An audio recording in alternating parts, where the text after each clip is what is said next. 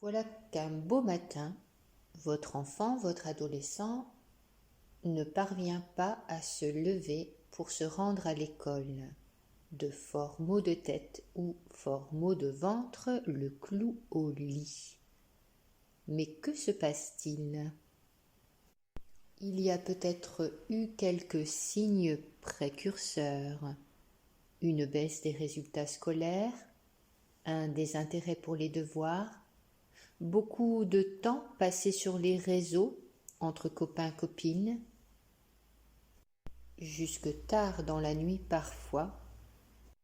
Oui, mais voilà, ce matin, votre enfant, votre adolescent ne parvient pas à se lever. C'est le corps qui parle aujourd'hui. Il y a pourtant eu quelques émotions, fortes d'ailleurs, mais votre enfant est venu inconsciemment les mettre sous le tapis. Il n'a pas osé les ressentir. Alors, aujourd'hui, c'est son corps qui s'exprime et dit « Stop ! Tu t'es trop investi à l'extérieur, tu as trop donné à tes parents, à tes enseignants, à tes copains, à tes copines, à tes profs. Stop ! Aujourd'hui, tu vas te poser et revenir à toi-même. » Et oui, notre corps est d'une intelligence infinie.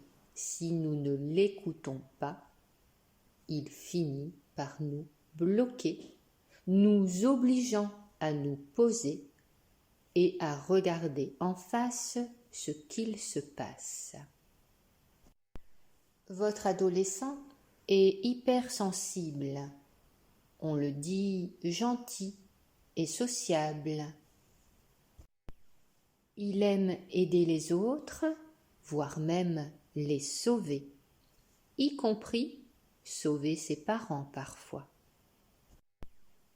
Il porte des responsabilités qui ne sont pas les siennes, car c'est à chacun de se porter, ce n'est pas à lui de venir en aide à toutes les personnes qu'il croise. Et pourtant, dans sa grande générosité de cœur, c'est bien ce que fait votre enfant. Et puis, c'est comme une antenne, grande ouverte. Il va capter toutes les pensées et toutes les émotions de son entourage. Il les capte si bien qu'il va même pouvoir s'identifier à elles, croire qu'elles sont les siennes. Et si l'émotion est trop forte, oui, je le redis, il la mettra sous le tapis. Mais à force de ne pas les ressentir, ces émotions s'accumulent dans son corps. Et un beau jour, ce matin, où il n'est pas parvenu à se lever, voilà que son corps est saturé par ces émotions non accueillies et le bloque au lit.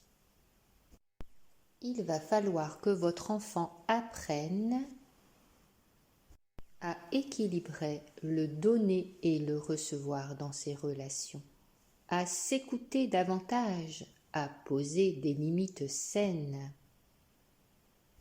à trouver l'affirmation juste auprès de chacun et surtout laisser chacun régler ses soucis lui-même. Mais dites-moi, cela ne vous rappelle-t-il pas quelqu'un? Car votre enfant, en phobie scolaire, est un parfait miroir pour son parent. Il lui renvoie le reflet de son enfant intérieur blessé. Oui, bien souvent le parent sera aussi une personne de grande générosité, au grand cœur, qui a envie d'aider tout le monde, qui aide tout le monde, qui sauve tout le monde, au détriment de soi-même. Chers parents, saurez-vous voir ce miroir que vous tend votre enfant?